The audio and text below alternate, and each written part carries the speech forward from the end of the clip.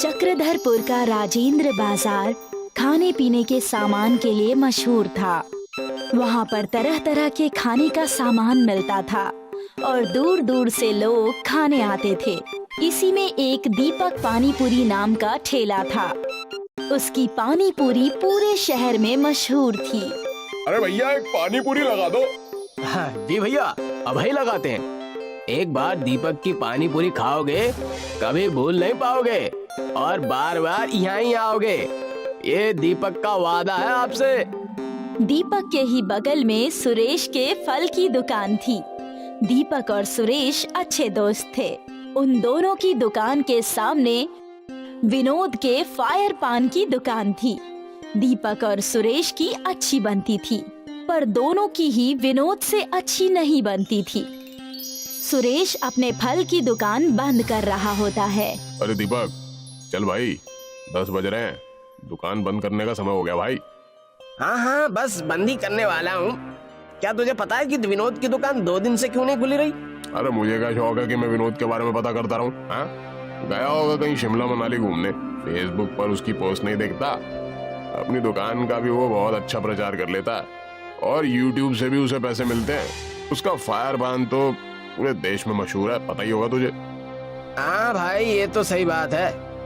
हम तो ऐसा कर भी नहीं सकते। हमारी तरह फल वाले तो देश में लाखों हैं। इसकी दुकान कुछ अलग है, इसीलिए मशहूर है। अरे चल छोड़ भाई, घर चलते हैं चल। सुरेश और दीपक साथ में घर के लिए निकल जाते हैं। अगला दिन होता है। सुरेश दीपक को फोन करता है। हाँ हेलो दीपक, अरे तुझे मेरी आवाज आ रही है? हाँ भाई बोल, मैं बोल रहा हूँ। क्या हुआ, तू इतना घबराया क्यों लग रहा है? अरे दीपक जल्दी से न्यूज़ खोल कर देख। अरे भाई हम बर्बाद हो चुके हैं। क्या बोल रहा है तू? अरे रुक, मैं देखता हूँ। दीपक न्यूज चैनल खोलता है। आज की ब्रेकिंग न्यूज, चक्रधरपुर के राजेंद्र मार्केट में हुआ बड़ा हादसा। लगी भयानक आग, 75 दुकानें जलकर हुई खाक, 12 की मौत और 25 घायल। फायर पान की दुकान में शॉर्ट सर्किट होने से हुआ हादसा। फायर पान की दुकान के मालिक विनोद की हुई घटना स्थल पर मृत्यु और आसपास की दुकानें भी बर्बाद हो गई। ये सुनते ही दीपक के पैरों के नीचे से जमीन खिसक जाती है। उसे कुछ भी समझ नहीं आता। 2 मिनट के लिए उसका दिमाग काम करना बंद कर देता है। वो सिर पकड़कर जमीन पर बैठ जाता है। तभी उसके दरवाजे पर दस्तक होती है। वो जाकर गेट खोलता है तो देखता है कि सुरेश खड़ा होता है। उसकी आंखें भी लाल होती है और वो गहरी चिंता में लगता है। अरे सुरेश, अरे ये क्या हो गया भाई? अरे हम तो बर्बाद हो गए। अरे विनोद के बारे में हम कल क्या क्या बोल रहे थे, एक आखिरी बार उससे मिल भी नहीं पाए। दीपक और सुरेश एक दूसरे को पकड़कर रोने लगते हैं। फिर कुछ देर बाद दोनों शांत होते हैं। अरे चल यार, अब रोने से कुछ नहीं होने वाला। चलकर दुकान की हालत देख कर आते हैं। हाँ चल, अब जो हो गया उसको बदला तो जा नहीं सकता। सुरेश और दीपक साथ में राजेंद्र मार्केट जाते हैं। वहाँ पर अपने साथी दुकानदार से भी मिलते हैं जिनकी दुकानें जल चुकी होती हैं। अरे अब हमें फिर से नए सिरे से दुकान शुरू करनी पड़ेगी। हम जिस हालत पर थे उस पर पहुंचने में हमें महीनों लग जाएंगे। अरे भगवान करे जिनके साथ ये अनहोनी हुई है उन्हें और उनके परिवार को वो शक्ति मिले। भगवान उन्हें शक्ति और बुद्धि प्रदान करे कि वो फिर से हिम्मत कर पाए। दीपक और सुरेश अपनी दुकान फिर से बनाने में लग जाते हैं। उनके सामने ही विनोद की दुकान जली पड़ी होती है। विनोद के परिवार वाले एक बार उनकी दुकान को देखने आते हैं और उसकी पत्नी बहुत रो रही होती है। ये सब देखकर दीपक और सुरेश को बहुत बुरा लगता है। यार, जब भी मेरी नजर विनोद की जली दुकान पर पड़ती है तो मुझे उसकी याद आ जाती है और बहुत दुख होता है। उसकी फायर पान की दुकान कितनी फेमस थी। वो पहला था जिसने ये फायर पान शुरू किया था। हमें उसकी याद में कुछ करना चाहिए। अरे लेकिन हम उसके लिए क्या कर सकते हैं? दीपक और सुरेश की दुकान धीरे धीरे लाइन पर आने लगती है। दीपक और सुरेश रोज विनोद की दुकान देखते हैं और उन्हें बहुत दुख होता है। फिर एक दिन दीपक को एक आइडिया आता है। यार सुरेश, मेरी बात सुन, मुझे एक आइडिया है। क्यों ना विनोद के फायर पान से इंस्पायर होकर फायर पानी पूरी बनाए। इसका क्रेडिट विनोद को ही देंगे। इससे लोग उसे याद भी रखेंगे और हो सकता है हम भी फेमस हो जाएं। हाँ यार, तेरा आइडिया तो बड़ा अच्छा है, बिल्कुल अलग है। मुझे लगता है तुझे ये करना चाहिए। इसके बाद दीपक और सुरेश मिलकर फायर पानी पूरी की दुकान शुरू करते हैं। उसमें एक बड़ा सा पोस्टर लगाते हैं जिसमें विनोद के बारे में लिखा होता है और उसे ट्रिब्यूट दिया होता है। उसमें लिखा होता है कि कैसे दीपक को विनोद की जगह से फायर पानी पूरी बनाने की प्रेरणा मिली। उसमें विनोद के बारे में भी लिखा होता है कि जैसे वो हमेशा कुछ नया करने की कोशिश करता था। वो लोग एक और बोर्ड भी बनाते हैं जिसमें लोग अपना रिव्यू लिख सकते हैं। देखते ही देखते युवाओं में ये फायर पानी पूरी बहुत फेमस हो जाती है। अरे देखा तूने, मैंने कहा था ना तेरा आइडिया जरूर सफल होगा। मुझे पहले ही पता था विनोद को भी कितना अच्छा लगता होगा कि उसके कितने सारे फ्रेंड्स थे। लोग उसके बारे में भी कितनी प्यारी प्यारी बातें हमारे रिव्यू बोर्ड पर लिख कर जाते हैं। अगर वो ये सब देख पाता तो कितना खुश होता। अरे हाँ यार, ये बात तो सच है। उसे तो सच में बहुत खुशी होती। मुझे लगता है हमें भी एक YouTube चैनल बनाना चाहिए जिससे हमारी भी पहुंच दूर दूर तक हो जाए। हाँ, इस बात में तो बिल्कुल देरी नहीं करनी चाहिए। इसके बाद सुरेश और दीपक फायर पानी पूरी के नाम से एक YouTube चैनल बनाते हैं। वो वहाँ पर फायर पानी पूरी की रेसिपी और उसे खाने का अंदाज शेयर करते हैं। उस पर बहुत व्यूज आते हैं और देखते ही देखते उसके सब्सक्राइबर्स बढ़ ही जाते हैं।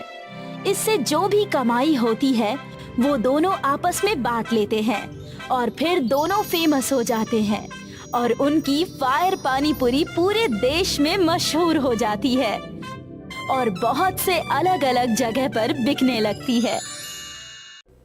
एक शहर में अमीर चंद फाफड़ा बेचता है और उसकी मदद जय करता है। अमीर चंद जय को महीने के अंत में कुछ पैसे दे देता है जिसमें जय का खर्चा चल जाता है। जय के माँ बाप नहीं हैं। एक दिन सुबह जय ने ठेले को साफ किया। कुछ समय में ही वहाँ ग्राहकों की भीड़ लग गई और सभी फाफड़ा खाने लगे। तभी अमीर चंद आया। अरे वाह, तुम बहुत काम के हो। मेरे आने से पहले सारा काम संभाल लेते हो। जिम्मेदारी बड़ी चीज होती है ना। हाँ, और एक बात मैं तुम्हें बताना भूल गया। कौन सी बात? मैं अब ठेले से दुकान खोल रहा हूँ। वाह सेठ जी, ये तो बहुत खुशी की बात है। हाँ, मुझे आज बहुत काम है। तुम फाफड़ा बेचो, मैं शाम को आता हूँ। अमीर चंद चला गया। तभी वहाँ एक लड़का राघव आया। वो फाफड़ा लेना चाहता था लेकिन राघव दूर से फाफड़ा देख रहा था। तभी जय ने उससे पूछा, क्या हुआ राघव, आज फाफड़ा नहीं खाना क्या? मैं फाफड़ा खाने आया था लेकिन अब ध्यान आया है कि मेरे पास पैसे नहीं हैं। तो इसमें सोचना क्या है, मैं अपनी तरफ से पैसे दे दूंगा। धन्यवाद भाई, मैं तुम्हें बाद में पैसे दे दूंगा। राघव फाफड़ा खाकर चला गया। इसी तरह आने वाले कई लोगों को जय फाफड़ा खिलाता था जो अमीर चंद को बिल्कुल पसंद नहीं था। शाम को अमीर चंद वापस आया। आज कितना माल बिक गया? आज थोड़े से फाफड़ा बच गए हैं। कोई नहीं, ये कल काम आ जाएंगे। हाँ लेकिन क्या? बोलो। मैं सोच रहा था कि हम कुछ फाफड़ा बाहर सड़क पर बैठे लोगों को दे देते हैं। अरे तुम पागल हो? मैं सिर्फ सोच रहा था कि कुछ लोगों का भला हो जाएगा। मैं कुछ नहीं जानता। और हाँ, अगर तुमने आज के बाद किसी को मुफ्त में फाफड़ा खिलाया तो मैं तुम्हें नौकरी से निकाल दूंगा। लेकिन सेठ जी। अब जाओ, कल सुबह आ जाना। जय चला गया। हर रोज की तरह अगले दिन सुबह फिर जय काम पर आ गया और उसने फाफड़ा बेचना शुरू कर दिया। लेकिन तभी वहाँ एक भिखारी आया। मुझे बहुत भूख लगी है, खाने के लिए कुछ दे दीजिए। आगे जाओ, यहाँ कुछ नहीं है। मैं कई दिनों से भूखा हूँ मालिक, कुछ तो दे दीजिए। एक बार में बात समझ में नहीं आती क्या? चलो जाओ। सेठ जी, आप इनको मेरी तरफ से फाफड़ा खिला दीजिए। अच्छा ठीक है, तुम इसको फाफड़ा खिलाओ और तुम्हारे बचे हुए पैसे मैं तुम्हें दे रहा हूँ। तुम कल से यहाँ मत आना। अमीर चंद ने जय को नौकरी से निकाल दिया। भिखारी ने फाफड़ा खाया और भिखारी ने जय से कहा, तुमने मेरे लिए अपनी नौकरी गंवा दी। तुमने ऐसा क्यों किया? मुझे इस बात का कोई अफसोस नहीं है, क्योंकि आप भूख की वजह से जान गंवा सकते थे, इसलिए मैंने नौकरी गंवाना ज्यादा आसान समझा। तुम अब क्या करोगे? अभी कुछ समझ नहीं आ रहा है। मेरे पास खुद का कोई घर भी नहीं है। मैं भी अब सड़क पर आ गया हूँ, बेघर हो गया हूँ। मेरे पास एक जादुई फायर फाफड़ा मशीन है। आप सुबह सुबह क्यों मजाक कर रहे हैं? मैं सच बोल रहा हूँ। मैं ये जादुई मशीन देने के लिए किसी योग्य इंसान को खोजने निकला था। ठीक है। तुम मुझे यहीं मिलना। मैं जल्दी जादुई फायर मशीन लेकर आऊंगा। भिखारी वहां से चला गया। जय भी इधर से उधर भटक रहा था। अब ठेले पर अमीर चंद को खुद से काम करना पड़ रहा था, इसलिए अमीर चंद भी परेशान हो रहा था।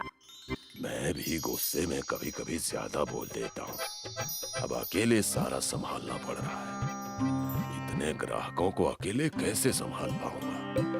मैं व्यर्थ चिंता कर रहा हूँ। जब जय भूखा रहेगा और सोने के लिए उसके पास जगह भी नहीं है, तो वो खुद मेरे पास आएगा और माफी मांगेगा। अमीर चंद को जय की मजबूरी याद आई और वो बहुत खुश हुआ। लेकिन जय सड़कों पर अकेले घूमता रहा। धीरे धीरे शाम हो गई। जय को भूख भी लगने लगी। अब भूख भी लग रही है। खाना खा लेता हूँ, लेकिन रात को कहाँ जाऊंगा? भिखारी भी वापस नहीं आया। जय के पास कोई और रास्ता नहीं था। इसी स्थिति में रात हो गई। आज सड़क पर सोना पड़ेगा। इतनी ठंड भी लग रही है, लेकिन अब क्या कर सकता हूँ? तभी जय को ढूंढते हुए भिखारी आया। उसके हाथ में एक मशीन थी। भिखारी को वापस देखकर जय के चेहरे पर एक खुशी आ गई। मैंने तुमको कितना ढूंढा, लेकिन तुम मुझे मिले नहीं। मुझे लगा कि अब तुम नहीं आओगे, इसलिए मैं वहाँ से आ गया। ये जादुई फाफड़ा फायर मशीन है। अब तुम इससे फाफड़ा बना सकते हो। इसका उपयोग कैसे करते हैं? अभी तुम्हारा दोस्त राघव आ रहा है। अच्छा। हाँ, जो सबकी मदद करते हैं, भगवान भी उनकी मदद करते हैं। तब तक राघव भी वहाँ आ गया। राघव एक ठेला और उस पर रखकर कुछ सामान लाया। ये सब क्या लाए हो? तुम बहुत अच्छे फाफड़ा बनाते हो। अब तुम खुद की दुकान खोल सकते हो। क्या सच में? हाँ, और ये मशीन तुम्हारी पूरी सहायता करेगी। भिखारी ने मशीन को चलाकर दिखाया। मशीन में उसने फाफड़ा बनाने का सामान डाला। मशीन से आग आने लगी और तुरंत दूसरी तरफ से फाफड़ा बनकर बाहर निकलने लगे। जय को ये देखकर बहुत हैरानी हुई। ये कैसे हो सकता है? ये जादू है और इसकी फायर से तुम्हें कभी ठंड भी नहीं लगेगी।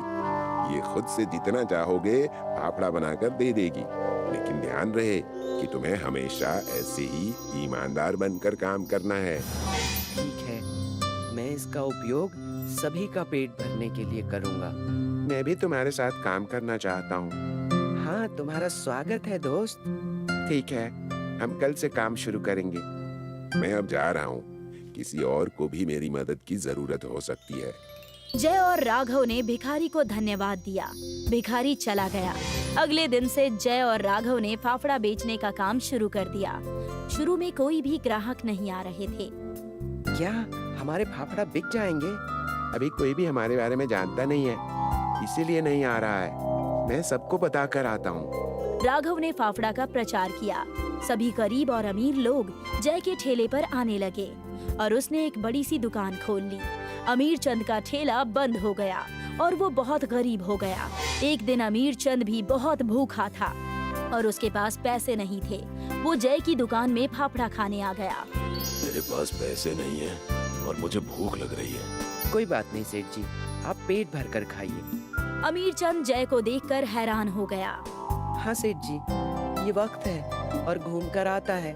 अमीर चंद ने फाफड़ा खाया और अपनी गलती के लिए पछताया। जय और राघव ने अपनी सेवा जारी रखी और धीरे धीरे दोनों बहुत अमीर हो गए। एक गांव में आकाश और विकास नाम के दो दोस्त रहते थे। आकाश गरीब था जबकि विकास अमीर था। कल यार पापा एक साइंस एग्जीबिशन में गए और दूरबीन खरीद लाए। बड़े लोग बड़ी बातें। अगर अच्छे दोस्त ना हो तो अमीरी में भी कोई सुख नहीं है। चल, मैंने कल लस्सी पिलाई थी, आज तू समोसे खिला। चलो बाजार चलते हैं। आकाश और विकास बाजार जाते हैं तो देखते हैं कि दुकान पर बहुत भीड़ लगी हुई है। दोनों दोस्त दुकान के पास जाते हैं। काका, दुकान पर इतनी भीड़ क्यों है? समोसे की नई दुकान खुली है, ऐसे बढ़िया समोसे हैं, एक बार खाओगे तो बार बार मांगोगे। ला पैसे दे, 2 समोसे खरीद लेता हूँ। नहीं, बस तू अपने लिए खरीद, मुझे खट्टी डकारें आ रही हैं। आकाश अपने लिए एक समोसा खरीद रहा होता है, तभी विकास की नजर समोसे बेचने वाले पर पड़ती है। विकास समोसे बेचने वाले को कुछ शक की निगाहों से देखता है।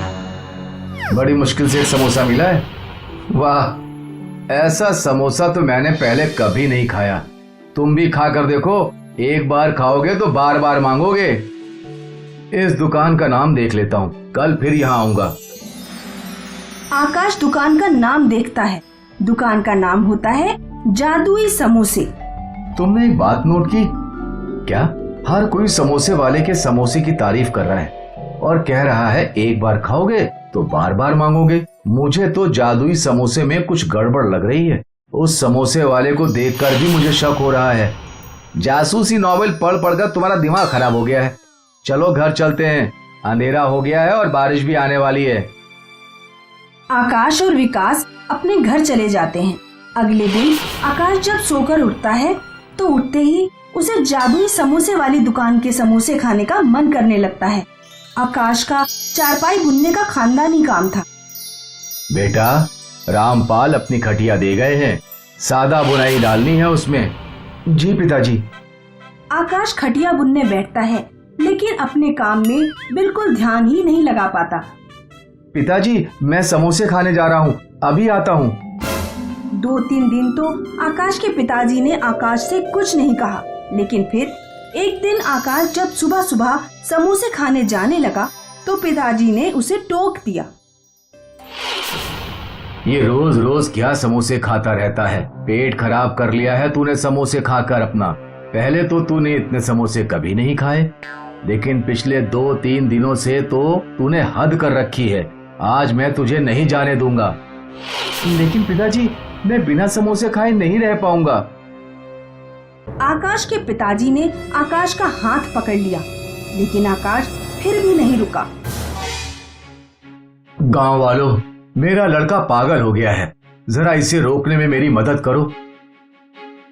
आकाश के पिताजी आकाश को पकड़ते हैं। पिताजी को एक आदमी पकड़ता है, उस आदमी को दूसरा आदमी पकड़ता है, दूसरे को तीसरा, तीसरे को चौथा। इस तरह पूरी एक चेन बन जाती है।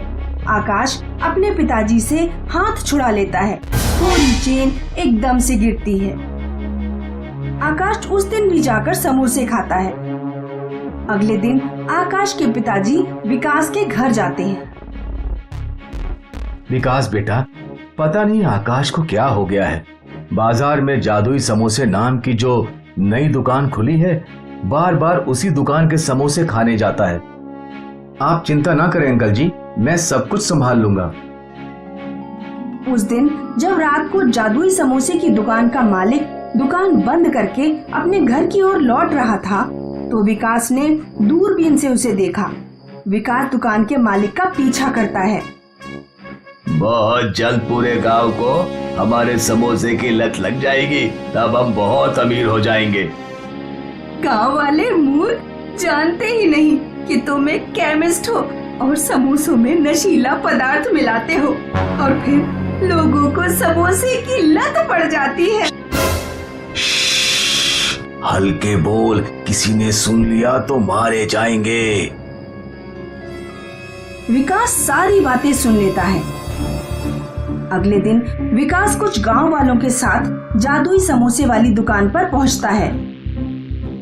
क्या बात है, तुम लोग यहाँ क्यों आए हो? ये हम तुम्हें बाद में बताएंगे। मुखिया चाचा, पहले तुम समोसे खाओ। मुखिया चाचा समोसे खाते हैं। अब मेरा और समोसे खाने का मन कर रहा है। सच सच बताओ, तुम अपने समोसे में क्या मिलाते हो? आलू और मसालों के अलावा मैं कुछ भी नहीं मिलाता अपने समोसे में। सच बोल दो वरना मैं अभी पुलिस को बुला लूंगा। पुलिस का नाम सुनते ही दुकान का मालिक डर जाता है और सब कुछ कबूल कर लेता है। मुझे माफ कर दो। अपनी बिक्री बढ़ाने के लिए मैं समोसों में नशीला पदार्थ मिलाता था ताकि लोगों को समोसे की लत लग जाए और वो बार बार मेरी दुकान पर समोसे खाने आए।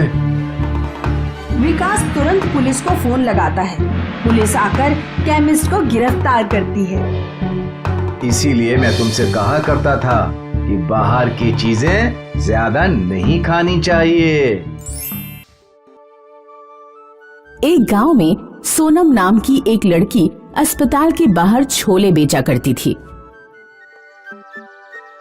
गर्मा गर्म छोले ले लो, चना जोर गरम बाबू मैं लाई मजेदार चना जोर गरम, इसमें डाला है बढ़िया मसाला, इसे खाएगा दिल वाला, ले लो चना जोर गरम। सोनम के छोले खूब बिका करते थे। अस्पताल के मरीज जब ठीक होकर बाहर आते तो वे एक बार सोनम के छोले जरूर खाते। अस्पताल के बाहर पिंकी नाम की एक पापड़ बेचने वाली भी आती थी। पिंकी के पापड़ कम बिका करते थे, इसलिए वह सोनम से बहुत चिढ़ती थी। गर्मा गर्म छोले, सड़े बुरे छोले, पता नहीं कितने दिन पुराने बासी छोले उठा लाती है ये सोनम सड़ेलिया। मेरे छोले तेरे गंदे सड़े पापड़ों से तो अच्छे ही हैं। सच बता, कितने दिनों से नहाई नहीं है? सोनम शाम को घर लौटकर अपनी बूढ़ी बीमार माँ की सेवा किया करती थी और उसे दिन भर की बातें भी सुनाती। अम्मा, आज एक अमीर ग्राहक ने मुझे 100 रुपए की टिप दी। ये क्या होता है? जब कोई खुश होकर कुछ एक्स्ट्रा पैसे देता है तो उसे ही टिप कहते हैं। बेटी, तू अपनी शादी के लिए कोई लड़का ढूंढ ले। मैं तो कहीं उठकर जा भी नहीं सकती।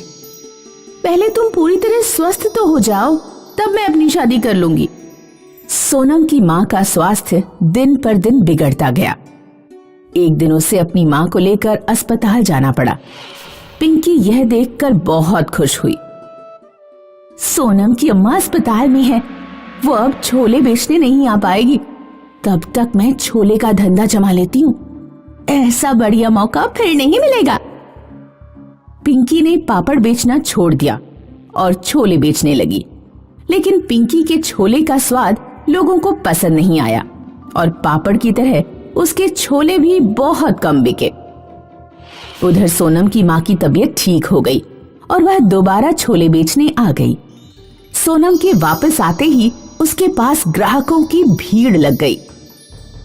मैंने छोले बेचे तो किसी को पसंद नहीं आए और इस सड़ेलिया के छोले देखो, लोग कैसे लपालप खा रहे हैं।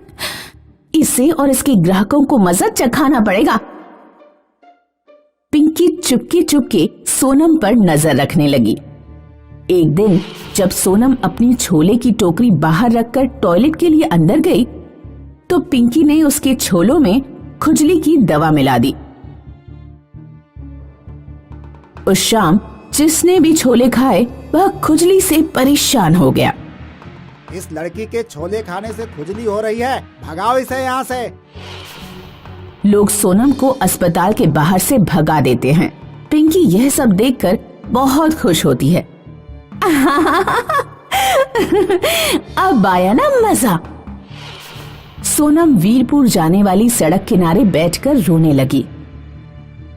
अब मैं अपनी माँ का इलाज कैसे कराऊंगी? सोनम के पास एक बुढ़िया खाना मांगने आई। बेटी, अपनी टोकरी से कुछ छोले मुझे दे दो, बहुत भूख लगी है। अम्मा, ये छोले मत खाओ, इनमें किसी ने कुछ मिला दिया है।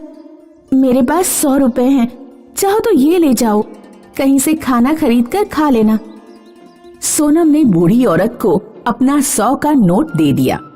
बूढ़ी औरत ने छोलों के ऊपर अपना हाथ किया कुछ प्रकाश हुआ, फिर वह बूढ़ी औरत चली गई। सोनम खुजली वाले छोले लेकर घर पहुंची। उसने सारी बात अपनी माँ को बताई। ला, एक चम्मच छोले मैं खाकर देखती हूँ, पता लग जाएगा कि इससे खुजली हो रही है या नहीं। माँ ने एक चम्मच छोले खाए। छोले खाते ही सोनम की माँ एकदम स्वस्थ हो गई। बेटी, मैं बहुत अच्छा महसूस कर रही हूँ और मुझे कहीं खुजली भी नहीं हो रही है। लगता है तुम्हें जरूर कोई गलतफहमी हो गई होगी। तुम इन्हीं छोलों को कल दोबारा बेचने जाना।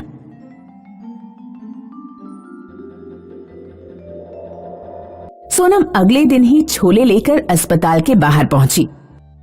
अस्पताल के बाहर ये बात फैल गई कि एक लड़की जादुई छोले बेच रही है, जिसके छोले खाने से कोई भी बीमारी ठीक हो जा रही है।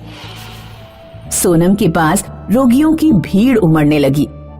लोगों ने उसे 2 गुने 3 गुने पैसे दिए और छोले खाए और सभी स्वस्थ होकर अपने घर लौट गए। पिंकी को भी यह बात पता लगी। जादुई छोले, ये क्या पागलपन है? जरा मैं भी तो खाकर देखूं। पिंकी ने भी सोनम के छोले खरीदे। जैसे ही उसने छोले खाए, उसे भयानक खुजली होने लगी। अरे अरे अम्मा, मर गई रे, ये क्या हो रहा है? हर जगह बहुत खुजली हो रही है। मर गई रे, मर गई।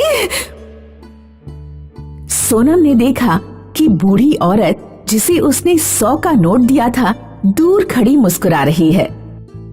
सोनम समझ गई कि जादुई छोले उसी बूढ़ी अम्मा का चमत्कार है। बूढ़ी औरत पिंकी के पास गई और उससे बोली,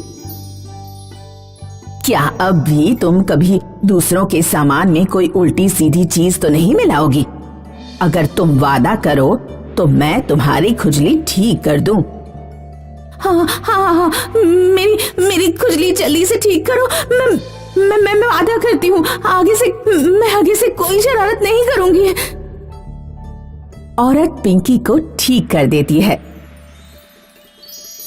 और गायब हो जाती है।